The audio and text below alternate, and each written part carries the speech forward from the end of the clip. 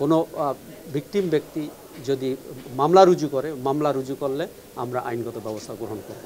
তো আমার মনে হয় গত পরশুদিন একটি মালয়েশিয়ার শ্রম যাওয়ার বিষয় যে একটা এয়ারপোর্টে আমরা দেখেছি। হ্যাঁ হ্যাঁ ওইটার বিষয়ে যদি কোনো সংক্ষুব্ধ কেউ যদি মামলা করে সেক্ষেত্রে আমরা আইনগত ব্যবস্থা গ্রহণ করব। আমরা কর্মকাণ্ড করে যাচ্ছি। আপনারা দেখেছেন যে আমরা মাদক নিয়ে কার্যক্রম শুরু করেছি। ইতিপূর্বে মাদকের ইউজার, ক্যারিয়ার এবং খুচরা বিক্রেতাদের আমরা আইনের আওতায় নিয়ে আসতাম, বাট আমরা স্পেশাল ডাইমেনশন আকারে গডফাদারদের নিয়ে আসছি এবং মাদক গডফাদারদের যত প্রপার্টি আছে তাদের প্রপার্টি, অবৈধভাবে অর্জিত প্রপার্টিগুলিকে আমরা আইনের আওতায় নিয়ে আসছি, কোনোটা ফ্রিজ করেছি, সিজ করেছি, ইত্যাদি ইত্যাদি করেছি। ঠিক একইভাবে আপনারা জানেন যে এখানে একটি মানব পাচার সেল আছে, সিআইডিতে একটি মানব পাচার সেল আছে।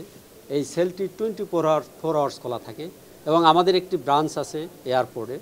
যারা রিপেট্রিয়েট হয়, বিভিন্নভাবে প্রতারণার শিকার হয়ে বিদেশ থেকে রিপেট্রিয়েট হয়, আমাদের এই সেল তারা রিপোর্ট করার সাথে সাথে আমরা তাদের সমস্ত ডেটাগুলি সংগ্রহ করে প্রিজার্ভ করি। মামলা হওয়ার সাথে সাথে আমরা কিন্তু আইনগত ব্যবস্থা গ্রহণ করি, আসামি অ্যারেস্ট করি। পাশাপাশি এই অবৈধভাবে যারা মানব পাচার করে বা ভুয়া টিকিট, ভুয়া ভিসা ইত্যাদি দিয়ে যারা মানুষের সাথে প্রতারণা করেছে, মানুষের অর্থ নিয়েছে, তাদের বিরুদ্ধে আমরা মানব পাচারের একদিকে মামলা করি, পাশাপাশি এটা মানি লন্ডারিং প্রেডিকেট অফেন্সের একটা পার্ট। প্রেডিকেট অফেন্সও আমরা তাদের মানি লন্ডারিংও তাদের বিরুদ্ধে মামলা আমরা রুজু করে থাকি এবং আইনগত ব্যবস্থা গ্রহণ করে থাকি। যে প্রশ্ন করেছেন, হ্যাঁ, এরকম অনেক বিষয় আমরা মিডিয়ায় দেখি এবং আপনারাই এগুলা ব্যাপক প্রচার করেন। কোনো ভিকটিম ব্যক্তি যদি মামলা রুজু করে, মামলা রুজু করলে আমরা আইনগত ব্যবস্থা গ্রহণ করব। তো আমার মনে হয় গত পরশুদিন একটি মালয়েশিয়ার যাওয়ার বিষয় যে একটা এয়ারপোর্টে আমরা দেখেছি।